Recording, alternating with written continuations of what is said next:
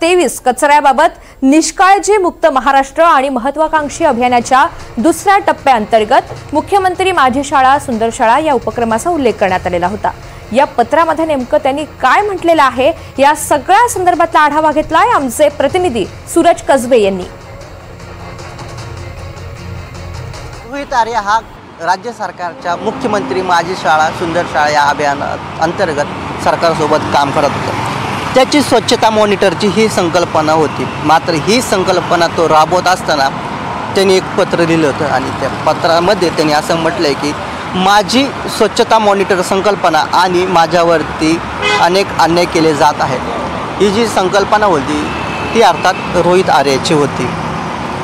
या अभियानानुसार त्याने मुख्यमंत्री माझी शाळा 2023-24 मध्ये सामील करून झाल्यापासून काम झाल्यावरती त्याचं पेमेंट न करणे, खाजगी करत असलेल्या अभियानात अडथळे निर्माण करणे, ती प्रसिद्ध झाल्यावरती स्वच्छता मॉनिटरचं नाव परस्पर वापरलं गेलं इत्यादी गोष्टी या अभियानामध्ये होत असतात। 23 जुलै रोजी केवळ मुख्यमंत्री माझी शाळा 2023-24 पेमेंट व 2024-25 मध्ये अनैतिकपणे सामील केलेल्या स्वच्छता मॉनिटर वगळले जाण्यासाठी त्यांनी उपोषणसुद्धा केले होते।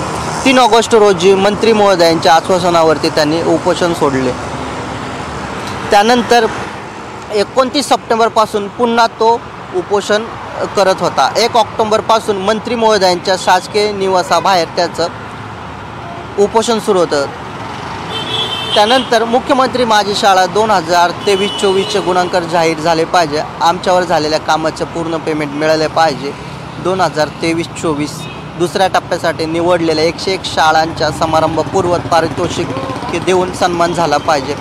PLC स्वच्छता मॉनिटर 2024-25 खाजगी राबवला जात असल्याची माहिती असून सुद्धा मुख्यमंत्री माझी शाळा 2024-25 मध्ये परस्पर स्वच्छता मॉनिटर सामील करून त्यासाठी सहभागी करण्याचा सुद्धा आणि यासाठी खर्च होता तो 25 लाख रुपये आणि GST वेगळा।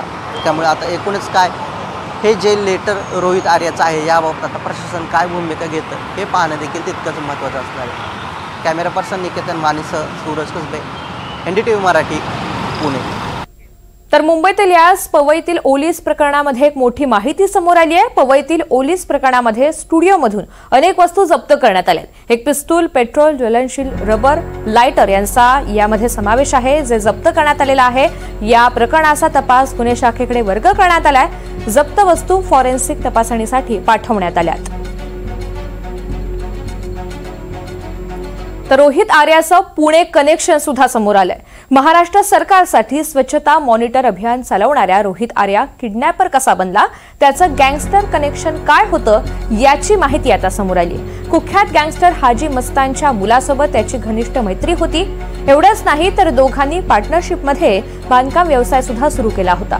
त्यातून मोठा नफा मिळवल्याची माहिती सूत्रांनी दिली।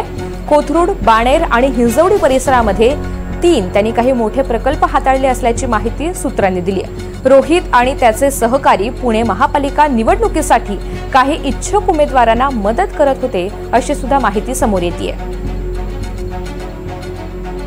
तर पवईमधील स्टुडिओमध्ये 19 लहान मुलांना ओलीस ठेवणारा रोहित आर्या हा मुंबईमधील चेंबूर परिसरामधील सुभाषनगर भागातील रोड नंबर 12 येथील अन्नपूर्णा या इमारतीच्या 9 मजल्यावरील घरी वास्तव्यास होता। रोहित आर्या हा गेल्या आठवड्याभरापासून या घरी राहत होता।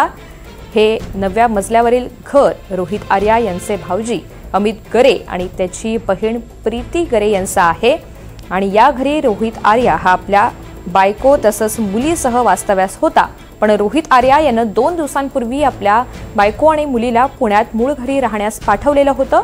पण पवईमधील स्टुडिओमध्ये 17 लहान मुलांना ओलीस ठेवण्यात आलेल्या रोहित आर्याला पोलिसांनी एन्काउंटर केलेला आहे आणि या प्रकरणाचा अधिकचा तपास सध्या सुरू आहे।